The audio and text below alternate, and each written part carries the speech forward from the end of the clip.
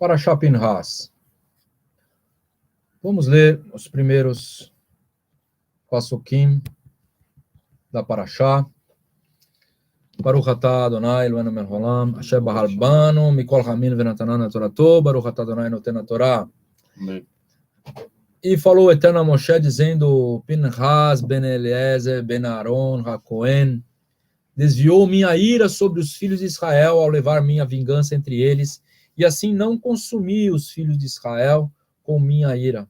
Portanto, dize: eis que lhe dou a minha aliança de paz, e será para ele e para a sua descendência, depois dele, uma aliança de sacerdócio perpétuo, porque zelou por seu Deus e fez expiação pelos filhos de Israel. Baruch Hashem. Para a gente entender aqui esse texto, nós temos que retroceder um pouquinho na Parashá anterior, Betzalel, para entender o que aconteceu.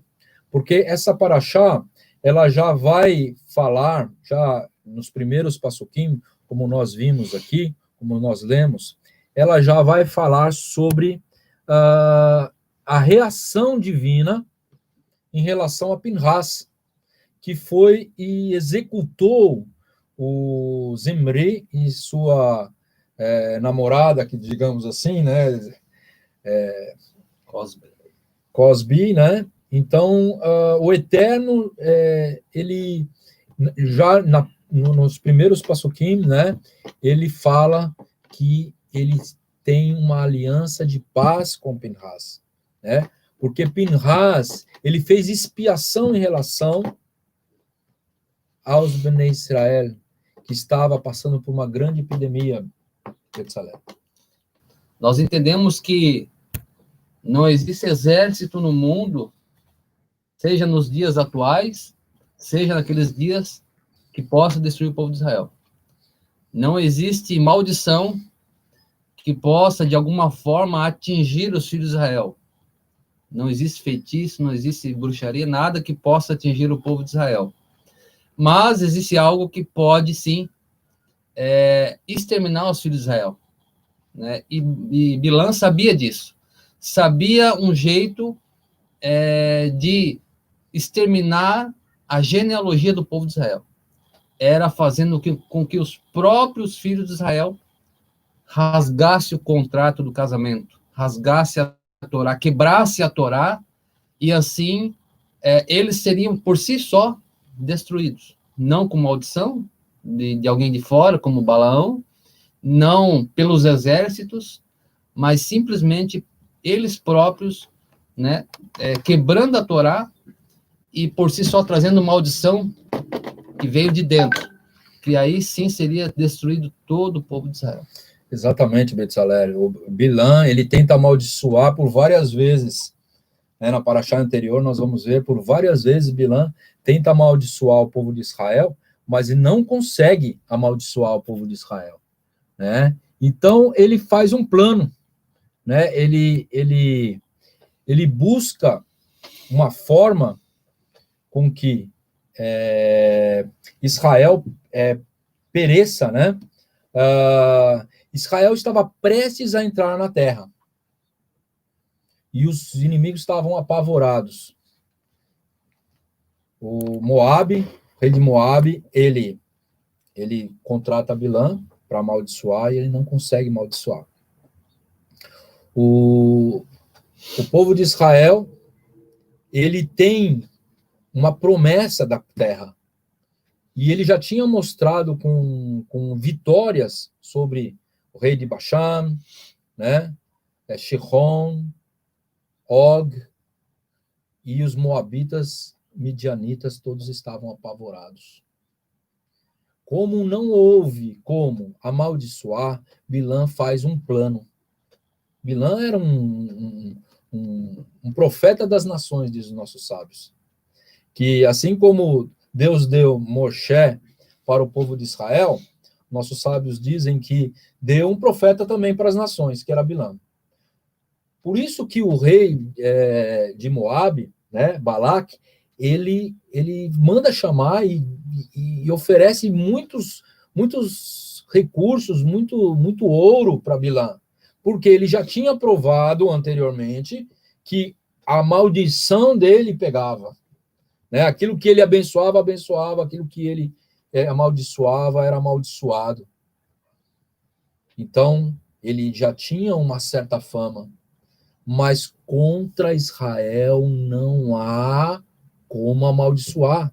Muitas pessoas, Betsalel, até me perguntam, ou até pedem para a gente fazer uma tefilá especial, com medo de que alguma coisa ruim, uma palavra, ou um mal olhado, alguma coisa assim, possa interferir na pessoa. Isso não existe dentro do povo de Israel. A própria palavra diz, né, Números 23, 23, o próprio Bilã fala para Balac para justificar porque ele não conseguia amaldiçoar. Lá em Bamidbar 23, 23 diz assim, pois contra Jacó não vale encantamento, nem adivinhação contra Israel. Não adianta fazer nenhum tipo de encantamento, de magia negra, voodoo, seja o que for. Se você está debaixo das asas do Eterno, se você está debaixo da proteção do Eterno, se você faz parte do aprisco do Eterno, não tem como. O Eterno, né, ele é aquele que nos guarda, ele é a nossa rocha. Yeshua é o nosso pastor. Ele que nos guarda. Baruch Hashem por isso. Não temos que ter medo por isso. Né, Betzalel? Verdade. Olhando para o tzitzit, meus irmãos, vou pegar um tzitzit aqui do Talit. Existem 8 fios que ficam soltos aqui. Esses 8 fios, dentre tantas coisas que simbolizam, ele também simboliza as 8 portas de entrada que nós temos, né? Olhos, ouvidos, nariz, boca, pés, mãos, órgão genital. São 8 portas que nós temos de entrada para que entrem impurezas. Até mesmo que nós temos que cuidar, até mesmo que ouvimos, porque podemos ser contaminados. Então, existem 8 portas em que pode entrar contaminação. Então, essas portas só serão abertas se nós permitirmos. É por isso que a maldição de Bilã não dava certo, porque era uma maldição que vinha de fora e o Eterno protegia o seu povo, protege o seu povo. Mas quando nós abrimos essas portas e deixamos a maldição entrar, nós permitimos que ela entre, então o Eterno, né, respeita o nosso livre-arbítrio e nós vamos colher as consequências. Foi o que aconteceu, portas foram abertas, né? Uma isca foi colocada para o povo de Israel e eles abriram essas portas e cometeram um grande pecado. Então, Hashem, como diz o Salmo 121, é o guardião do povo de Israel. É ele que guarda as nossas portas. Baruch Hashem. Mas nós temos a nossa parte a fazer também. Nós temos que fazer a nossa parte. Né? Não podemos abrir brecha, né, Betsalel? Por exemplo, a dúvida. A própria dúvida já abre uma porta para que essas coisas entrem. Né? Nós temos que ter a certeza, a convicção, né? A confiança plena no Eterno, que nada pode nos tocar. Se a gente tem dúvida, já a nossa emuná já está com um problema. Já existe uma possibilidade de entrada, nós temos que ser maduros, né? Ishayahu 54, versículo 17 diz, nenhuma arma forjada contra você prevalecerá. Nada pode tocar aos filhos de Israel, quando eles estão diante de Deus, quando eles estão debaixo das suas asas. Salmo 91 diz isso, você refutará toda a língua que te acusar, né? Esta é a herança dos servos do Senhor. Olha só, A herança do servo do Eterno é o quê? É a proteção, né? É você, na hora, ter palavras para poder refutar a acusação do inimigo. A Torá diz que o inimigo, ele está nos acusando, está diante do Eterno, né, colocando as nossas vidas, acusando as nossas falhas, mas nós temos um advogado. Baruch. Esse advogado que tomou sobre si as nossas transgressões. Falhos somos, sim, mas a herança do Senhor, o que é a herança do Senhor? É a proteção contra a acusação do inimigo, é contra as coisas que vêm de fora, né? Esta é a herança do Eterno, essa é a defesa que faço no nome deles, declara o Eterno. Isaías 54, 17. Baruch Hashem.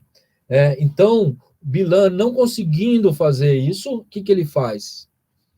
Vamos fazer algo para que o próprio Bnei Israel, o próprio Am Israel, o próprio povo de Israel, ele mesmo se contamine. Fazendo o quê? Pecando. Na Brit Hadashah é dito que, né, há os que se enveredam na doutrina de Balaão, na doutrina de Bilã. O que seria a doutrina de Bilã? A quebra da Torá, a negação da Torá. Exatamente, o negar a Torá. O que é a religião do Baal Peor? Se podemos dizer assim, religião, que era dos povos daquela época, específica ali dos midianitas, daqueles povos que tentaram ali, então, destruir Israel dessa maneira. A religião deles, o que era? Cultuavam uma entidade chamada Baal Peor, e um dos costumes que tinham era de defecar perante essa estátua. Então, imagine a imundícia que era o culto desses povos. Então, Bilã tem a brilhante ideia aí de pegar as mulheres mais lindas dos povos lá, sejam elas casadas, sejam solteiras, não interessava. Por quê? Porque era um culto totalmente pagão. Então, veja em que armadilha alguns dos filhos de Israel caíram, e foram muitos, em especial da tribo de Shimeon, que era, o príncipe era o Zinri. Então, essa foi uma grande armadilha para que eles caíssem não só na prostituição, que já é um pecado gravíssimo, né? Um pecado, o próprio adultério, que seria um pecado de morte naqueles dias, né? Merecedor de morte, e ainda, né?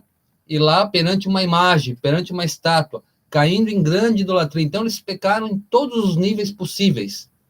E, para piorar a situação, esse príncipe, que é o Zinri, ele ainda tenta legalizar, Rocha Maurício, o pecado em Israel, trazendo uma, né, alguns comentam que era a própria filha de Balaque, né, traz ela para dentro do acampamento, passa de frente da tenda do encontro, perante Moisés, e como se ele dissesse, vocês não podem falar nada. Por quê? Porque ele usou de um argumento muito baixo, porque quem era a esposa de Moisés era uma medianita. Quem era a esposa de Eleazar era uma medianita. Só que uma medianita convertida, que se converteu, que deixou os deuses e agora servia ao Deus Israel. Porém, aquelas mulheres eram pagãs, eram mulheres que levavam eles para a idolatria. E Zinri queria, assim, queria legalizar o pecado em Israel. Zinri, ele foi iludido, né? Foi iludido por uma armadilha espiritual, né? Lá, por exemplo, em Apocalipse 2:14, o Betsalel comentou, diz o seguinte, olha só, mas algumas poucas coisas tenho contra ti, porque tens lá os que seguem a doutrina de Bilam, o qual ensinava a Balaque a lançar tropeços sobre os filhos de Israel, para que comessem dos sacrifícios da idolatria e fornicassem. Ou seja, Eles fizeram armadilhas. Isso aqui é a doutrina de Bilam. Fazer com que o povo de Deus caia. E Zimri caiu. E Zimri caiu. O conselho de Bilam, né, foi promover uma grande feira, porque os Bnei Israel estavam acampados do lado de cá do Jordão. Eles já tinham vencido aqueles reis, Og e Sihon. Estavam ali, e os midianitas eram vizinhos. Não tinham sido atacados, porque o Eterno mesmo falou, vocês não vão atacar eles. Mas depois disso o Eterno manda atacar. Manda atacar. O que eles fizeram? Eles promoveram uma grande feira. Chamaram as mulheres formosas. Então, é a falsa paz, Betzalel. Qual que é o problema a gente ir lá e comprar algumas coisas que nós estamos precisando? Qual que é o problema a gente ir lá, ter contato com os vizinhos? Nós não vamos adorar os seus ídolos. Vamos lá comprar carne, vamos lá comprar água, vamos lá comprar as coisas que precisamos, roupas. Voltamos para casa. Não tem problema nenhum. Eles estão oferecendo isso gratuitamente. E a tradição judaica diz que eles fizeram algumas tendas fechadas, e quando as pessoas entravam, as mulheres estavam ali se oferecendo aos homens. Lançar tropeço diante dos filhos de Israel. Nós, como filhos de Israel, muitas vezes nós temos que tomar cuidado onde a gente vai. Ah, não tem problema nenhum isso. Não vejo mal nisso. Nós temos que olhar e temos que entender, porque por trás da nossa realidade existe uma outra realidade paralela espiritual. E essa realidade paralela, ela sempre está querendo fazer com que o povo de Deus caia. A palavra de Deus diz que o inimigo é como um leão que fica ao redor. Qualquer beirinha, qualquer coisinha, qualquer brechinha, isso é uma realidade, meus irmãos. Tem pessoas que gostam de andar perto do precipício. Ele está bem tranquilo. Não, eu tenho controle. Eu estou aqui, não vou cair, não. Mas, em uma bobeirinha, um pé pode tropeçar. Né? Um terreno limoso pode fazer com que um pé escorregue. E se o outro não estiver bem firme, cai no abismo. Foi o que Zimri aconteceu. Com Zimri. Que custa? Qual que é o problema eu casar com a midianita? Ela é uma princesa. Nós temos que fazer a paz com esse povo. Veja quantas pessoas estão se envolvendo com as outras mulheres. Essa era a mentalidade de Zimri. E ainda, como o Betzalel falou, ele trouxe aquela mulher para dentro do acampamento dos Bnei Israel, trazendo contaminação de fora para dentro, querendo impor dentro dos Bnei Israel algo que a Torá já diz que não é permitido. Nós vamos ver o texto de Deuteronômio que vai dizer: não dê as suas filhas aos filhos dos povos, e não dê os seus filhos para as filhas dos povos, porque eles vão te induzir para a idolatria. Eles vão te induzir para um casamento misto, um casamento de jugo desigual, Betzalel. Isso é terrível. Quando muitas pessoas hoje servem ao Eterno, cumprem a Torá, daí começam a ter um relacionamento com uma pessoa que não tem os mesmos valores. Daí a pessoa pensa assim: não, o Eterno me deu ela para ganhar ela para o Eterno, né? Ela ainda vai cumprir a Torá, né? Ela ainda vai ser uma pessoa que vai andar nos caminhos do Eterno. Meus ahim, Quando o relacionamento está no nível de namoro, tudo em geral, né? Tudo é maravilha, tudo é flores. Depois que casa, as coisas começam a ficar mais sérias, começam a mudar.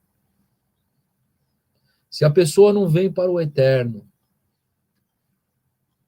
antes do relacionamento, vai ser muito difícil vir depois. Depois a pessoa vai sofrer muito com o jugo desigual, Betzalel. Esse era um dos mandamentos do Eterno para os filhos de Israel não tomarem mulheres estrangeiras de outros povos, exatamente por causa disso, por causa da assimilação. E veja, Zinri era o cabeça, o príncipe da tribo de Shimeon. Então, ele era o espelho, então todos seguiriam ele, da sua tribo. Então, quando um líder, né, dá um mau exemplo desse como Zinri deu, ele vai facilmente levar toda a tribo ao seu favor. Nós vamos ver um exemplo claro no livro de Reis. O rei de Israel, chamado Acabe, pega uma mulher de fora, né, uma adoradora de ídolos, uma sacerdotisa, toma ela como esposa. E o que acontece? Pouco tempo depois, todo Israel está dobrado perante uma entidade, uma estátua chamada Baal. Somente 7.000 homens que não se dobraram, e daí nesse período aparece Eliarro para fazer a grande obra do Eterno. Então veja o perigo de pegar uma mulher, ou alguém que vai se casar com alguém que não é da mesma fé. Isso é um fato, isso está escrito em todo o Taná, na Torá. Não é à toa que o Eterno deu um mandamento desse para os filhos de Israel, porque é eminente em que as pessoas pegando um jugo desigual, com certeza essas pessoas provavelmente vão deixar as coisas do Eterno. Ou haverá uma separação de duas umas, né? Então, sofre ele, sofre os filhos, né, acaba tendo filhos com problemas também, porque no lar judaico é a mãe que ensina, é a mãe que vai ensinar o caráter, que vai ensinar as coisas de Hashem para os filhos, é a mãe, porque a mãe está em casa, é a mãe que vai fazer todo esse trabalho. Imagine uma mãe que não crê no Eterno, uma mãe que não acredita na Torá, o que ela vai ensinar para os filhos? Como que os filhos crescerão saudáveis na Torá, se é a mãe que é a base, é o alicerce? Porque o ensino é muito mais ação do que palavras. Daí os filhos vão ver como os pais agem, né, eles vão entender, né, o que é certo e o que é errado através da ação, e não pelas palavras somente, né? Nós vamos ver que o inimigo ele quer solucionar as necessidades. O Eterno tem um tempo, né, Betzalel? O Eterno tem um tempo. Às vezes a gente está esperando, tem uma promessa, o Eterno quer a felicidade de cada um. Como o Eterno fala ali em Bereshit, né, que não é bom que o homem fique sozinho, nem que a mulher fique sozinha. Então o Eterno tem um plano, né? Mas muitas vezes as pessoas não querem esperar a hora certa. Daí vem uma proposta. Daí vem uma proposta errada. Para quê? Para desviar os caminhos do povo de Israel. Essa é a doutrina de Bilã. Vem uma proposta de uma pessoa boa, né? Uma pessoa que tem tudo para andar nos caminhos do Eterno, mas não anda ainda. E o casamento é uma das alianças mais altas que existe, o casamento. Tanto é que o Eterno usa essa figura do casamento como uma aliança entre ele e o seu povo. Ele chama de Israel de esposa. Ele é o noivo, Israel é a esposa. Então veja como que o casamento é algo tão elevado para o Eterno. E no livro Jardim da... não sei se é Jardim da Paz, não estou lembrando agora, mas existe ali citações de que o que o Eterno fez depois do sétimo dia, o que ele criou depois do sétimo dia, o Eterno continuou criando, o que ele fez? Nesse livro diz o seguinte, que o Eterno, a partir dali, começou a juntar pessoas para casamento, unir pessoas para o casamento, porque esse é um grande propósito da humanidade, o casamento, a procriação, a multiplicação da humanidade. Então, nós devemos esperar em Hashem, né, para que possamos fazer as escolhas certas. E o Eterno nos dá o direito da escolha. Mas nós podemos escolher de acordo com a vontade do Eterno, e com certeza nós vamos colher os frutos dessa boa escolha segundo a vontade de Hashem. Baruch Hashem, o texto lá de Números 25, 1 a 6 diz: e Israel deteve-se em Sitim, e o povo começou a prostituir-se com as filhas dos moabitas.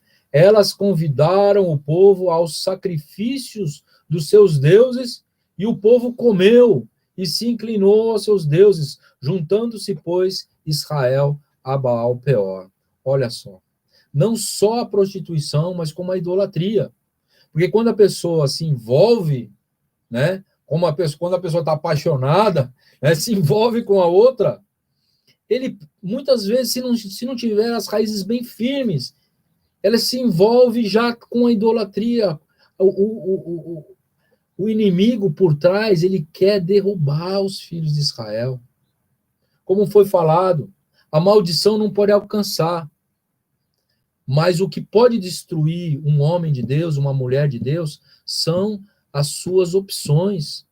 Se optar em andar nos caminhos do Eterno e esperar o tempo certo do Eterno, você vai ser bem-sucedido. Mas se ultrapassar, se não estiver de acordo com a Torá, não tome a opção errada. Não tome essa atitude. O Eterno está no controle, e no lugar certo, na hora certa, o Eterno colocará. Muitas vezes o Eterno está esperando até que você negue uma opção maravilhosa para ficar com a Torá, para depois ele te agraciar com a bênção. Mas aqui nós vemos os Bnei Israel já, além de se prostituir, além de se envolver com essas mulheres, também comeram dos sacrifícios. Também acabaram se inclinando com o Baal Peor. E assim veio o quê? Veio aquilo que Bilã queria, aquilo que Balaque queria. Veio uma praga e matou muita gente. Muitas pessoas morreram, né? O ato de se juntar com mulheres idólatras e comer da carne trouxe o careto, o corte. Uma vez, isso é como se fosse uma apostasia, né? Uma vez que os Bnei Israel viram um milagre, uma vez que os Bnei Israel viram um pão descer do céu, a rocha dar água, as crianças, a roupa das crianças cresciam junto com elas. E essa geração já era uma geração que eram daqueles que não morreram, que tinham menos de 20 anos. Era uma geração que viu a roupa crescer, que o sapato cresceu no pé dele. E quando essas pessoas que têm que experimentam dos dons do Espírito, lá em Hebreus diz o seguinte, que para que essas pessoas que tiveram e que optaram por isso, não tem como ter arrependimento, porque estariam crucificando novamente Mashiach. Pessoas que estão no nosso meio, pessoas que conheceram ao Eterno, que andaram, que foram enxertadas dentro da aliança de Abraham, Isaac e Jacó.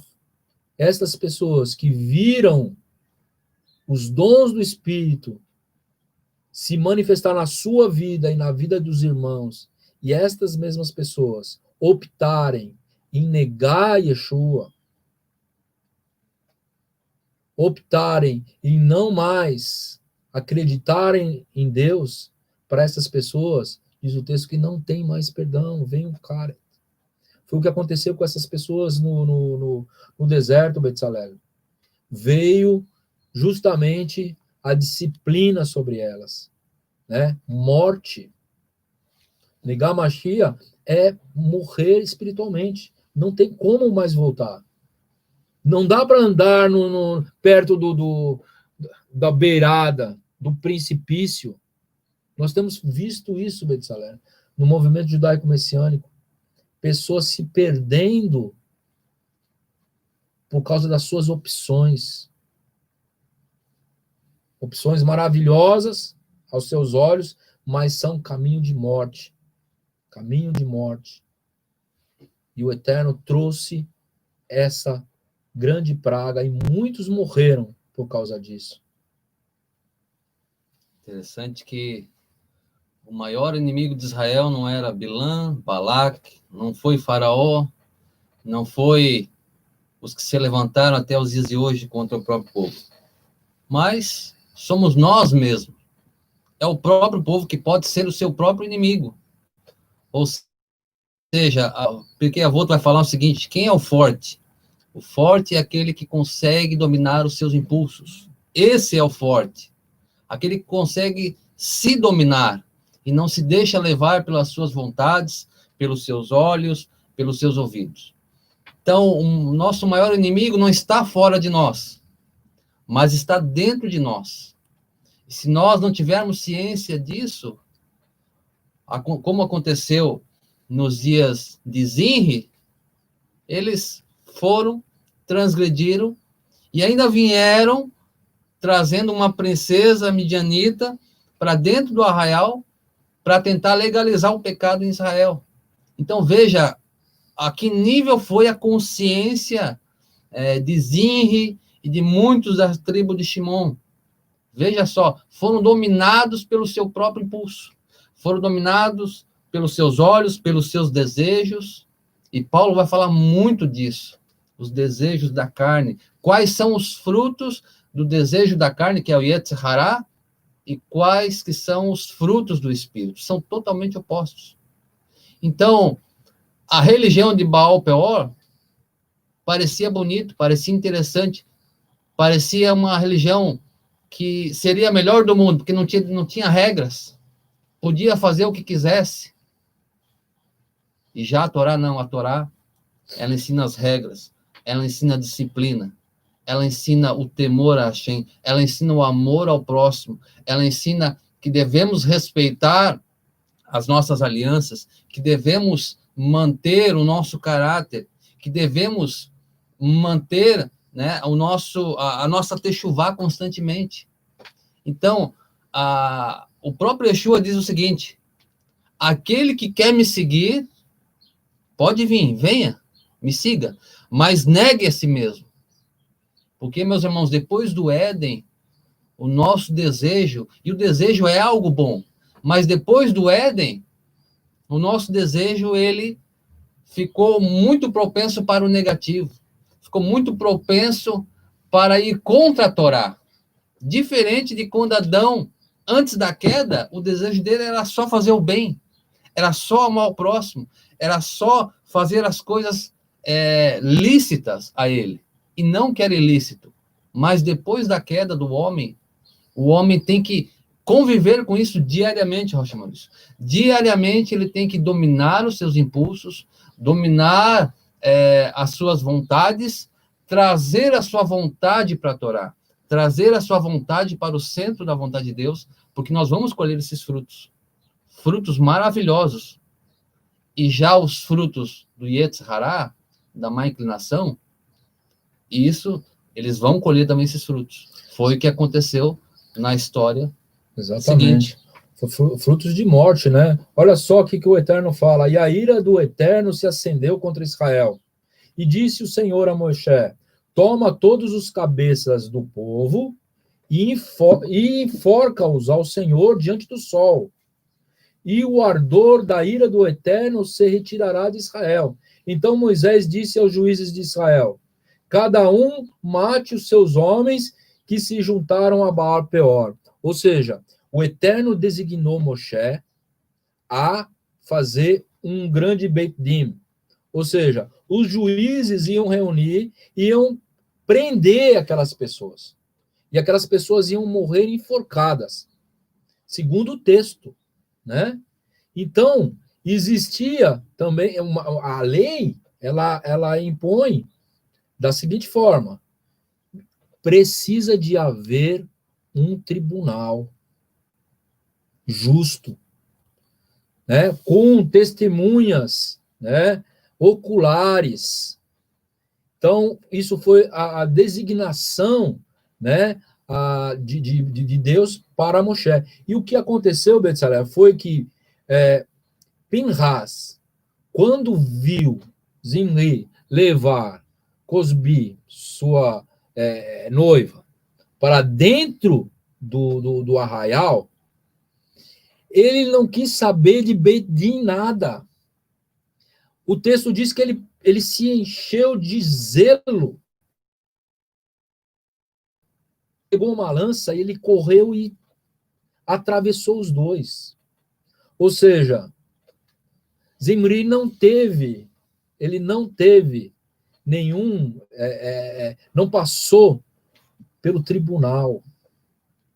Por isso que nós vamos ver o Eterno, nos primeiros passuquim dessa paraxá, dizendo que ele dá aliança de paz, né? O Eterno julga favoravelmente. Quem foi que julgou Pinhas? Foi o próprio Eterno, e o veredito do Eterno foi que ele é inocente.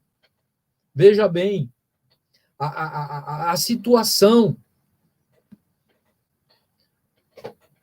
ao ponto de que, quando Pinhas faz esse ato, cessa a praga.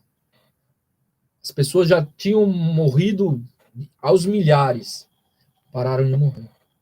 O texto diz, interessante isso, que ele fez expiação. O Eterno se agradou. Por quê? Porque Pinhas, ele correu risco. Ele não podia ter feito isso. Ele se encheu de zelo. Ele falou, eu não suporto ver isso. Essa abominação dentro do povo de Israel. E ele era filho do Cohen Gadol. Ele era o próximo a ser o Cohen Gadol, Betzalel. Eu acredito que o próprio Ruach HaKodesh veio sobre ele, e ele fez isso. Aos olhos do povo, o povo deve ter ficado assim, o que ele fez? Como ele fez isso? Sem tribunal, sem julgamento? E ele fez algo que era digno de morte. Então nós vamos ver que Pinhas não se importou com a sua própria vida. Ali ele foi como um Mashiach. Ele deu a sua vida. Ele não se importou com a sua vida, mas ele se importou com o zelo do Eterno. E o Eterno viu isso com bons olhos. O Eterno viu isso como algo maravilhoso. E por isso que o Eterno já, no começo dessa paraxá, diz, eu faço uma aliança de paz, ou seja, eu tenho paz com ele. E vai ser, o sacerdócio de Pinhas vai ser eterno. Ele já tinha, ele sendo filho de Eliezer, ele já tinha o sacerdócio. Mas agora o decreto foi direto de Deus. Aqui que está o mistério dessa paraxá, esse trecho, que vai ser um trecho bem intrigante para nós. Primeiro, Pinhas, como sendo filho do Cohen Gadol, não poderia ter as suas mãos manchadas de sangue. Vocês lembram do episódio de Davi? Davi era um guerreiro, e um guerreiro de Hashem. Lutava as guerras de Deus. Porém, quando ele foi para construir o templo, que o Eterno fala, Davi, você é segundo o meu coração, mas as suas mãos estão cheias de sangue. Seu filho vai construir, você vai juntar ouro, tesouro, madeira, seu filho vai construir. As suas mãos têm sangue. Então, imagine o filho do Cohen Gadol. Ele fez um ato, como o Rocha Maurício falou, um ato que ele colocou em risco a sua vida. Ele não pensou na sua vida. Ele sabia que a Torá fala olho por olho, dente por dente. O que a Torá quer dizer? Quer dizer que pagamento por pagamento. Você roubou um boi do seu vizinho, você vai ter que ressarcir um boi para o seu vizinho. Não é só pedir perdão, não. Tem que ressarcir o boi para o vizinho. Isso quer dizer olho por olho, dente por dente. E mais 20% de multa, né? Não está dizendo que a lei Fora de Deus... Fora pro templo também. Não está dizendo que a lei de Deus é vingativa. Não, ela é justa. ela é equilíbrio. Você tem que ressarcir aquele que foi defraudado. Então, olha que interessante.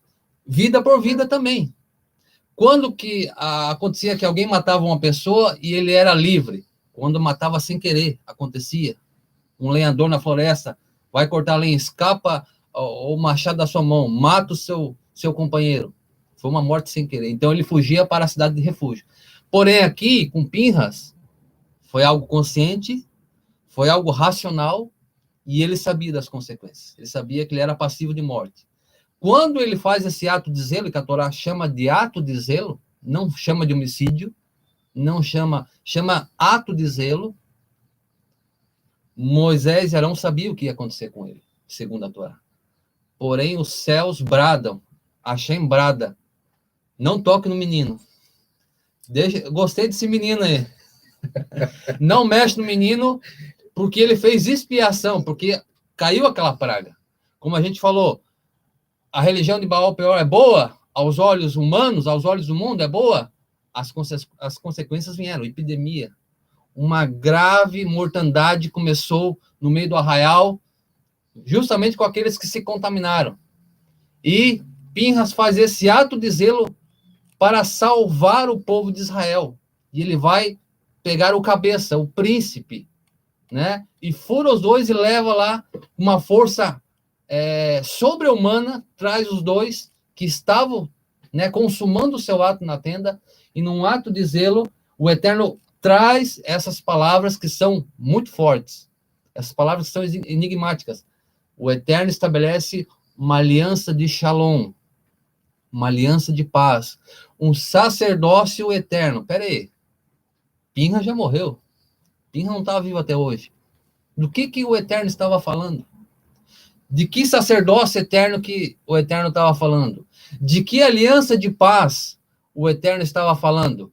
Ora, meus irmãos, se nós olharmos na Torá, a palavra, quando diz ali, aliança de paz, Brit Shalom, se nós olharmos, você que tem uma Torá em casa, dê uma olhada nessa palavra Shalom, você vai ver o Vav cortado. Por que ele está cortado? O Vav tem uma representação muito significativa para nós. O Vav representa o número do homem.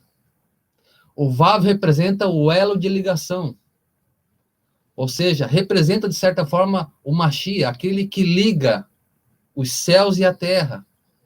Eu já passei a Parashá de Bereshit, expliquei há um tempo atrás sobre isso, o Vav, que é o elo de ligação entre os céus e a terra, quando houve o rompimento com o pecado de Adão. Então, nessa aliança de paz, o Vav está cortado. Por que isso? Porque exatamente o elo da ligação, que Pinhas foi uma figura dessa expiação, uma sombra da realidade, que é o Mashiach, que há 2000 anos atrás, ele veio a essa terra, e ele como um Vav, para estabelecer uma aliança de paz, uma aliança perpétua, um sacerdócio perpétuo, ele foi cortado.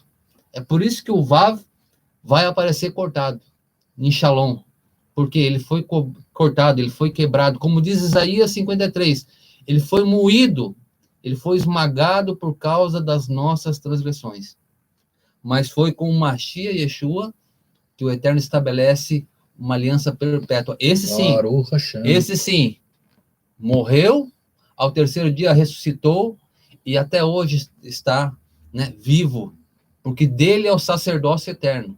Aí sim, dele vem a Brit Shalom, aliança de paz. Ele é chamado de Sar Shalom, o príncipe da paz.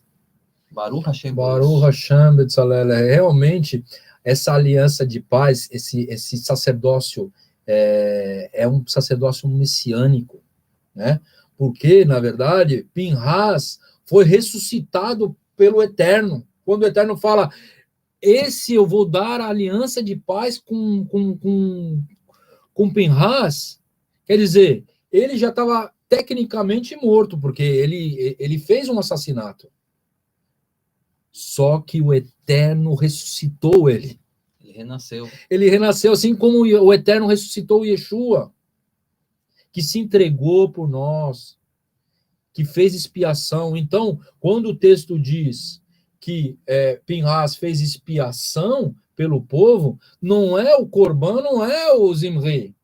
O Corban é o próprio Pinhas.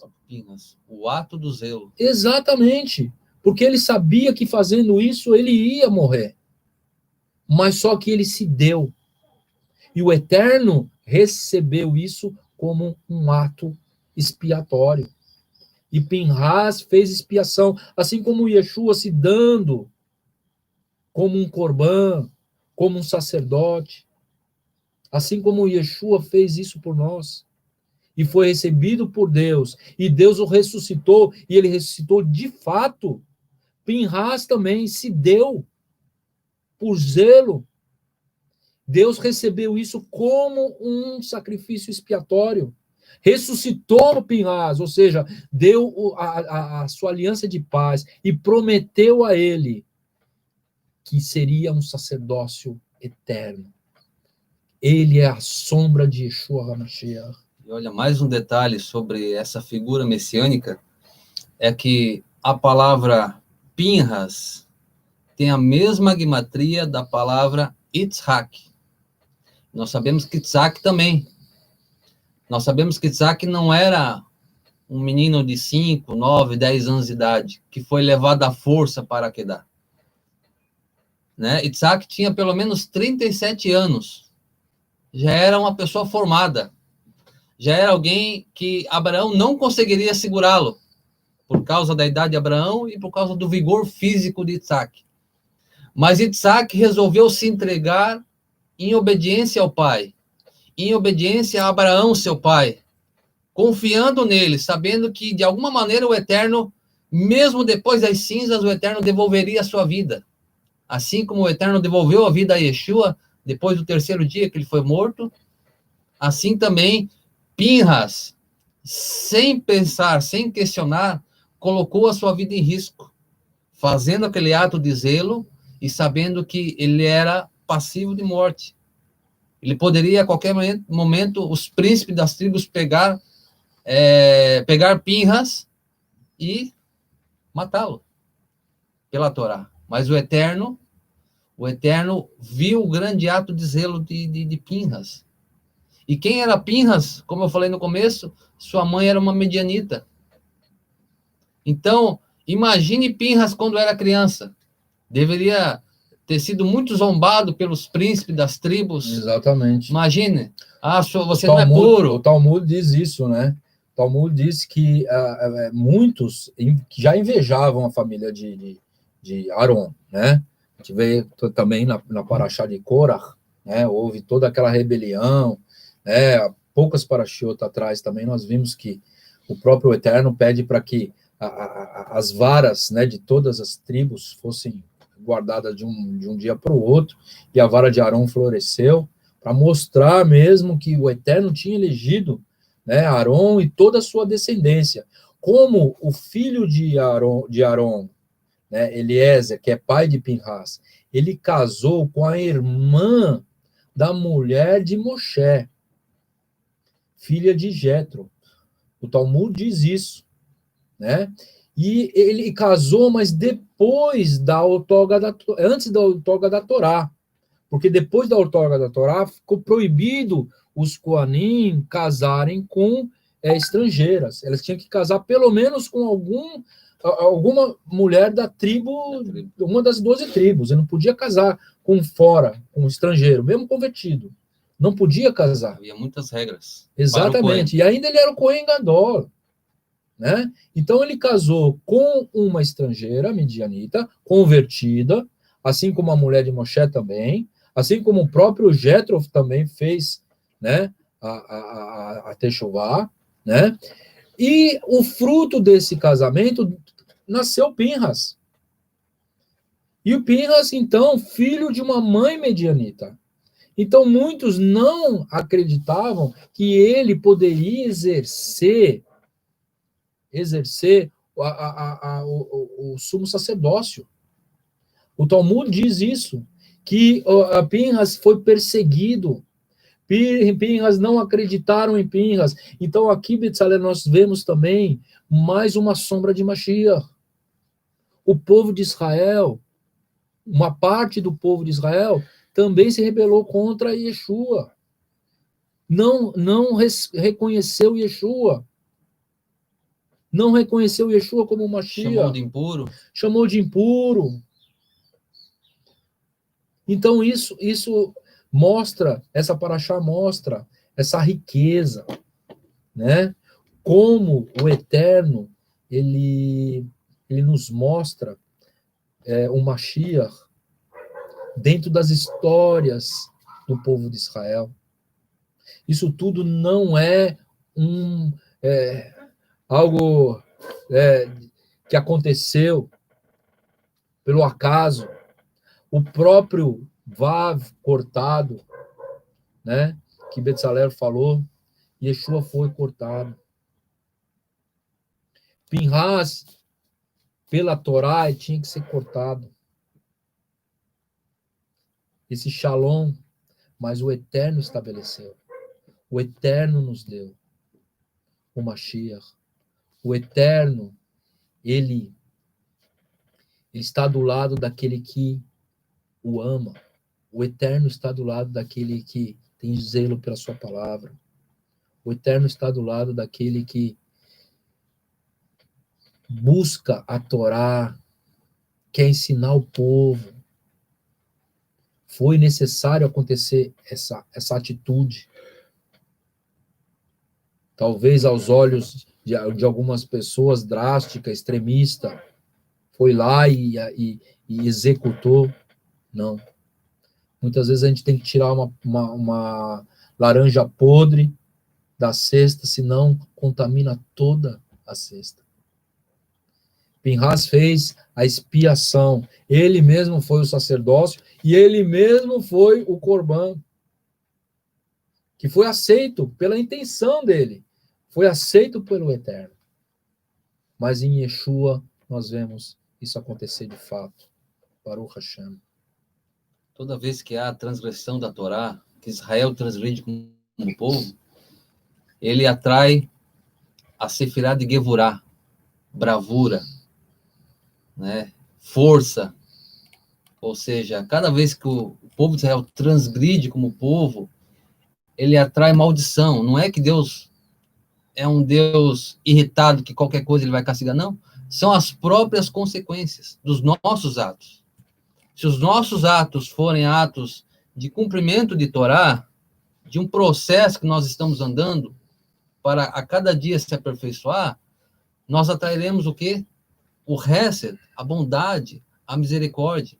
Mas a transgressão, conscientemente, de forma desleixada, de uma forma totalmente sem respeito com a Torá, isso atrai a Gevorá, isso atrai maldição, atrai a ira de Deus. Mas note que bastou um ato de zelo.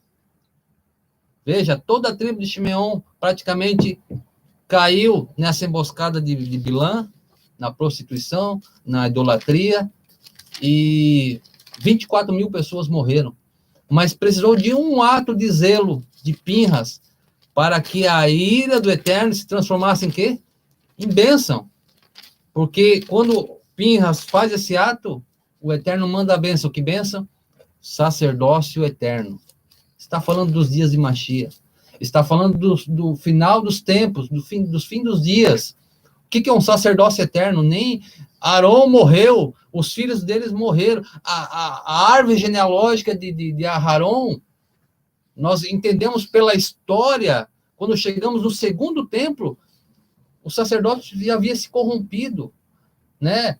Estava ali Caifás, estava ali os sumos sacerdotes que compravam o seu direito, não eram mais descendentes, como a Torá prescrevia, que deveria ser da família de Aharon.